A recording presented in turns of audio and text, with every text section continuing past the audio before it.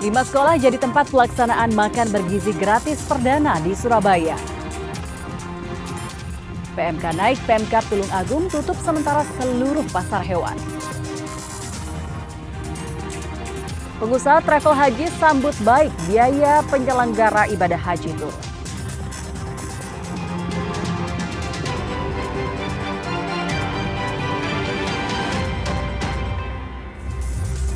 Halo saudara, apa kabar Anda hari ini? Kompas Jatim kembali hadir ke hadapan Anda. Selain 3 informasi utama tadi, tim redaksi kami telah menyiapkan sejumlah informasi penting dan inspiratif lainnya untuk Anda. Bersama saya Virgianti Kusuma, kita jelang Kompas Jatim di Kompas TV Independen terpercaya.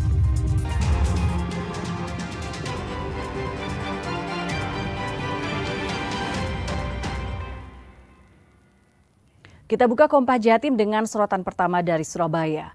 Saudara Wali Kota Surabaya Eri Cahyadi dan Wakil Ketua DPRD Kota Surabaya Bahtiar Rifai memantau pelaksanaan program makan bergizi gratis atau MBG. Pemkab Surabaya mendistribusikan 3.300 makanan ke 5 sekolah di wilayah Kecamatan Wonocolo. Wali Kota Surabaya Eri Cahyadi dan sejumlah kepala dinas terkait memantau pendistribusian makanan bergizi gratis di SD Takuma, Surabaya.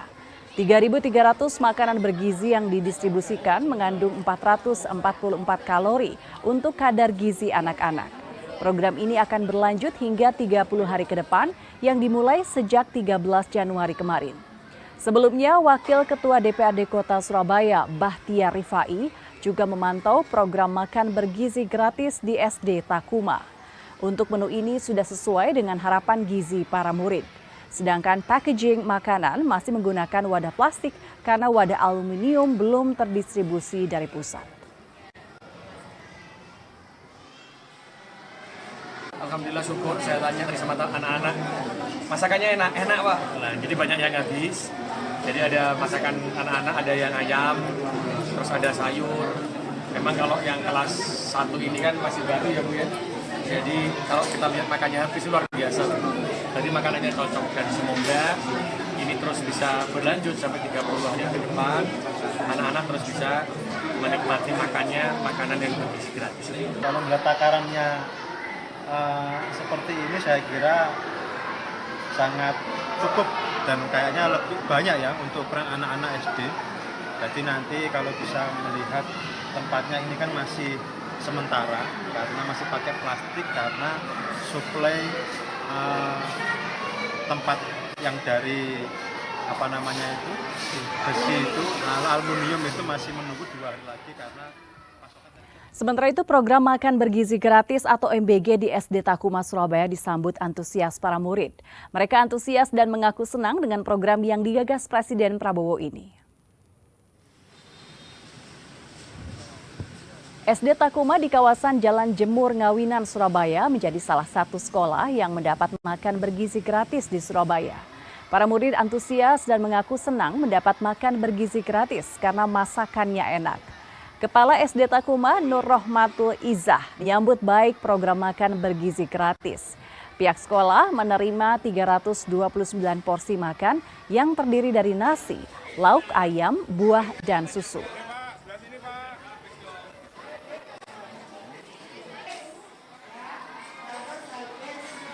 Seneng nggak dapat makan gratis dari pemerintah ini? Seneng ya? Ini dapat menu apa hari ini? Yang paling kamu seneng yang mana ini? Gimana rasanya? Enak. Harapannya pengen dapat menu apa lagi sih besok? Nah, bisa mau ngucapin terima kasih sama siapa? Gimana? Terima kasih Pak Prabowo sudah kasih makan gratis bersama saya dan teman-teman saya. Alhamdulillah kami di SD Takuma sebagai samping ya makanan bergizi gratis yang dari didikan itu kami sangat mengapresiasi dan kami sangat senang sebagai percontohan kami ambil hikmahnya di sini karena tidak semua ya SD di Surabaya baru kali kami di sini. Alhamdulillah kami terima dengan baik dan anak-anak sangat antusias semuanya. Ada berapa siswa yang menerima makan bergizi gratis hari ini, Bu? 329 anak. 329 anak. Tadi pendistribusian jam berapa ini, Bu? Jam 8. Saudara, ada 5 sekolah di Surabaya menjadi tempat pelaksanaan makan bergizi gratis atau MBG perdana. Kelima sekolah tersebut mulai dari tingkat PAUD, TK, SD, SMP, SMA, dan SMK. Pelaksanaan makan bergizi gratis di Surabaya dilaksanakan di 5 sekolah, yakni TK Yasprobi, SD Takuma, SMPN 13, SMAN 10, dan SMK PGRI 1. Di TK Yasprobi ada 20 murid PAUD dan 54 murid TK mendapatkan makan bergizi gratis mulai pukul 7 pagi. Adapun menu makan bergizi gratis terdiri dari nasi, wortel, buncis, tahu ayam teriyaki, semangka, dan susu. Sementara itu di TK Yasprobi, para murid yang biasanya makan disuapi orang tuanya tidak mau menghabiskan makanannya. Namun sebagian besar murid lain justru melahap habis makanannya. Nendra suka nggak makannya? Enak apa enggak sih? Enak. Tadi aku di rumah, Mak. Oh gitu. Tapi ini masakannya sama masakannya Mama enak mana? Lebih enak ini. Ikan apa tadi? Lauk apa tadi? Ayam. Sayurnya suka nggak? Dimakan nggak nanti? Kalau makannya tadi datang jam berapa, Bu? Jam 7 sudah datang karena kebetulan dapurnya di Jemuran Dayani 15 nomor 12. Bu, dengan makanan yang tadi disediakan, apa Bu evaluasinya, Bu? Alhamdulillah hari ini anak-anak antusias, makannya senang sekali. Hanya saja tadi ada masukan untuk sayurnya mungkin lebih dimasak agak matang. Kita ke sorotan kasus PMK. Pemkab Tulung Agung menutup seluruh pasar hewan hingga 25 Januari nanti. Langkah ini dilakukan untuk menekan lonjakan kasus penyakit mulut dan kuku atau PMK. Selain sudah direncanakan Pemkab sebelumnya, penutupan pasar hewan ini atas permintaan dari para peternak. Untuk mengantisipasi penyebaran penyakit mulut dan kuku atau PMK pada hewan ternak, sapi dan kambing, Pemkab Tulung Agung menutup sementara seluruh pasar hewan hingga 25 Januari nanti. Namun belum dapat dipastikan penutupan tersebut nantinya akan diperpanjang atau tidak. Apabila sudah tidak ada penambahan kasus, tidak menutup kemungkinan pasar hewan akan kembali dibuka. Saat ini ada 8 pasar hewan di bawah naungan Dinas Perdagangan dan Perindustrian Tulung Agung. Dan ada juga di bawah Dinas Pemberdayaan Masyarakat dan Desa. Selain sudah menjadi rencana Pemkab setempat, penutupan pasar hewan atas permintaan para peternak. Untuk di Perindak Tulung Agung terkait dengan SC Bupati kaitannya penutupan pasar hewan sapi dan kambing, kita juga mengikuti SC tersebut. Kita buat surat kepada PT dan koordinator untuk melakukan penutupan sesuai dengan surat edaran dari Bupati. Selain PHT, pasar hewan yang lain juga ditutup, Pak? Nggih, selain PHT karena kita juga mengelola pasar kambing ada 8, 9 itu pas PHT, jadi itu semua juga kita lakukan untuk penutupan. Para peternak sapi perah di Koperasi Usaha Tani Ternak Sukamakmur Surabaya memvaksinasi ternaknya secara mandiri. Hal ini dilakukan agar sapi yang sehat terhindar dari penyakit mulut dan kaki atau PMK, dan sapi yang terkena PMK bisa disembuhkan.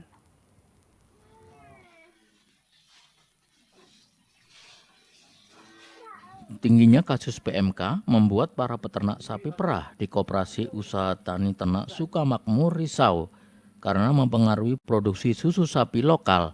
Hal ini karena para peternak mensuplai susu kepada industri untuk kebutuhan program bergizi gratis.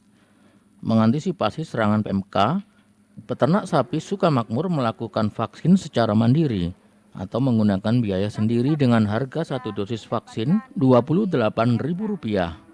Kami berharap betul penanganan wabah PMK ini dilakukan secara serius sehingga tidak mengancam baik keselamatan hewan ternak kami maupun kemampuan hewan ternak kami untuk memproduksi susu segar. Karena peternak-peternak sangat antusias untuk melakukan peningkatan produksinya agar bisa berperan aktif mendukung program MBG dan melakukan pemenuhan kebutuhan susu segar dari dalam negeri. Selain melakukan vaksinasi secara mandiri, peternak sapi Sukamakmur juga rutin melakukan pengecekan kesehatan terhadap sapi. Penerapan biosecurity sebelum masuk ke kandang, peningkatan kebersihan kandang di RPH, dan menyemprotkan disinfektan. Jimmy Aryawanto Fani, Kompas TV, Surabaya, Jawa Timur. Saudara, seorang peternak di Kabupaten Kediri berhasil mengobati puluhan sapi yang terjangkit penyakit mulut dan kuku atau PMK dengan ramuan tradisional.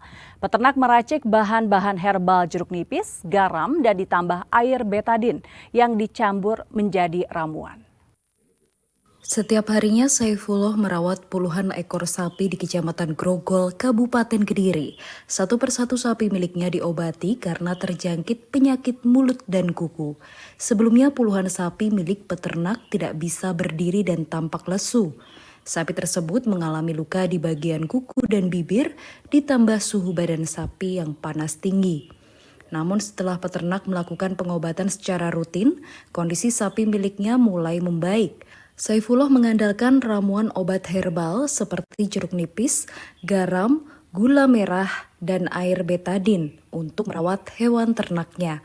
Tak hanya itu, peternak juga selalu menjaga kebersihan lingkungan kandang agar virus tidak menyebar.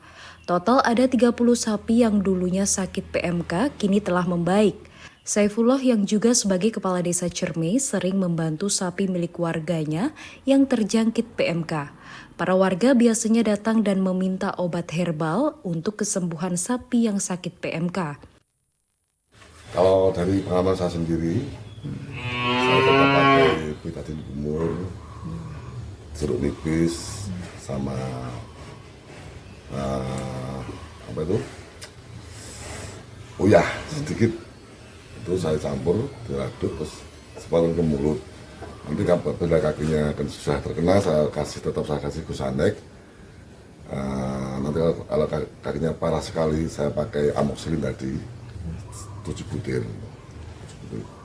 Kalau untuk penyemprotan mulutnya pagi, siang, dan sore rutin. Diusahakan sapi itu harus makan, jangan sampai sapi tidak makan. Perlu diketahui penyakit mulut dan kuku yang ada di Kabupaten Kediri terus meningkat hingga 400 lebih kasus. Namun menurut Saifullah, warga tidak perlu panik dengan adanya penyakit mulut dan kuku. Cukup menjaga kebersihan lingkungan dan berikan obat secara rutin pada pagi, siang, dan sore hari. Tim Liputan, Kompas TV, Kediri, Jawa Timur. Alokasi pupuk subsidi tahun 2025 belum penuhi kebutuhan. Nantikan informasi selengkapnya usai jeda berikut. Tetaplah bersama kami.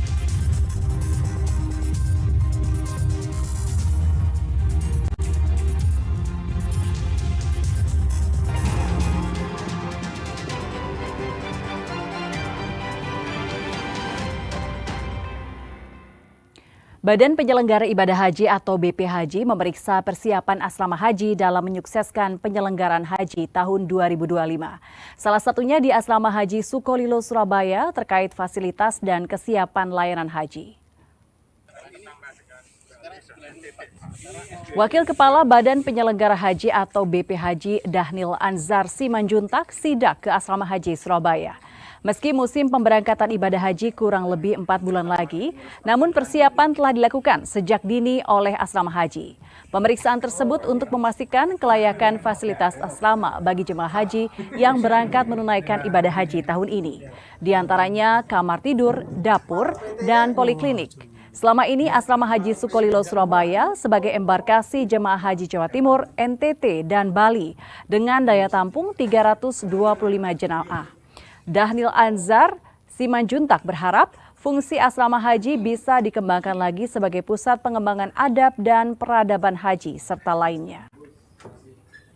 Tapi kita kunci, ya, pintunya lewat depan.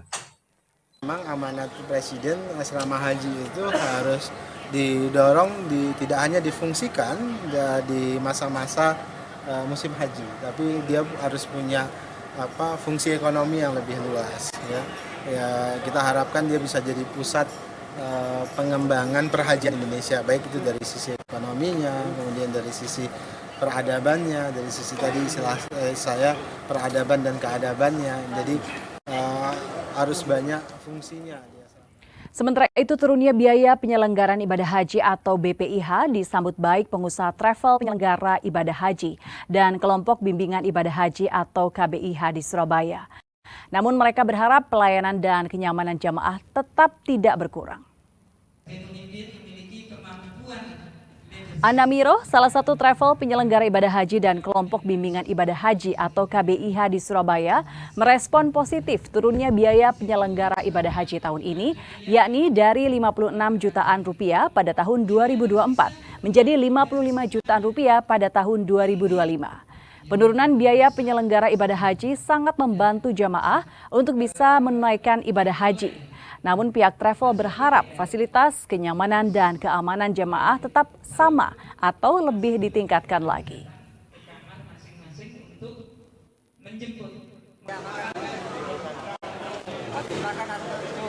Alhamdulillah ini termasuk kabar baik khususnya bagi kita dan umumnya masyarakat Indonesia yang selama ini sudah mendambakan kepingin haji, tabungan sedikit demi sedikit, hari demi hari, bulan demi bahkan antrian begitu panjang sampai berapa tahun sekarang? 25 sampai 30 tahun. Jadi mereka beliau-beliau itu sudah antusias, sangat berbahagia dan bersyukur sekali itu. Sangat mendukung kebijakan pemerintah yang wacana menurunkan biaya haji khususnya. Saudara, penurunan biaya penyelenggara ibadah haji atau BPIH sangat membantu para jamaah. Tak hanya itu, penggunaan nilai manfaat yang dialokasikan dari hasil optimalisasi setoran awal jamaah juga turun. Dan berikut kami hadirkan nilai nominal BPIH dan nilai manfaat dari hasil optimalisasi setoran awal jemaah haji.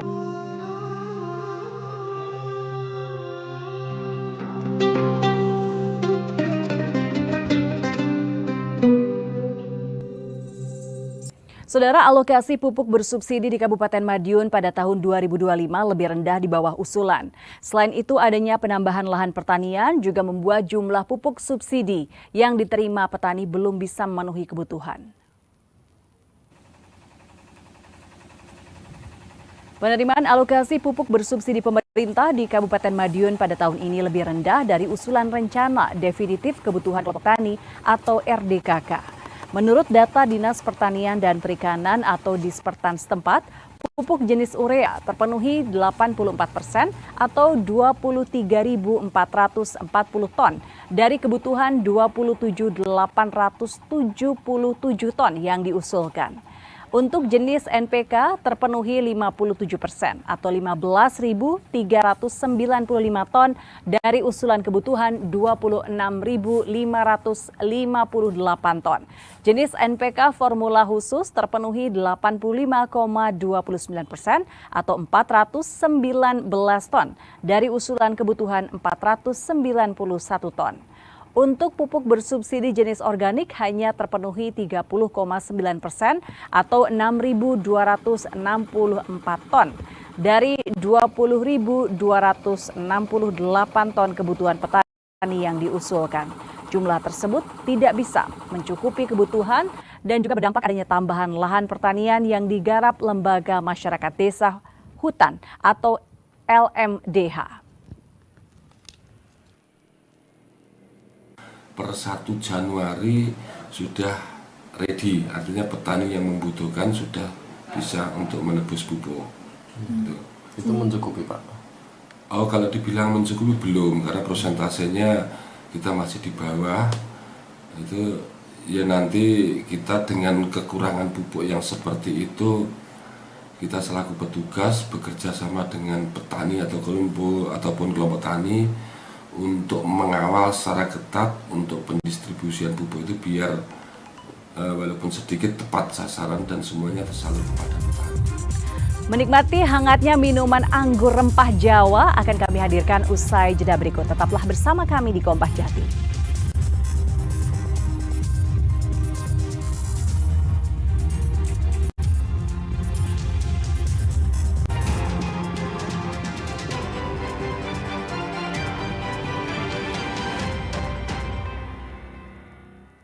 Bagi Anda yang ingin menikmati minuman anggur tanpa kandungan alkohol, silakan mencoba minuman anggur rempah Jawa. Minuman ini dipercaya dapat menghangatkan tubuh dan menjaga imunitas, apalagi jika dikonsumsi saat musim penghujan. Dan informasi ini sekaligus menutup jumpa kita di Kompas Jatim hari ini. Jangan lupa saudara untuk menyaksikan live streaming kami di kompas.tv dan channel YouTube Kompas TV Jawa Timur. Kompas TV independen terpercaya. Saya Virgianti Kusuma, sampai jumpa. Minuman ini bisa menjadi alternatif minuman yang cocok untuk menemani Anda saat musim penghujan. Seperti yang terdapat di salah satu menu di sebuah kafe di kawasan Waru, Sidoarjo, yaitu wine atau anggur rempah Jawa.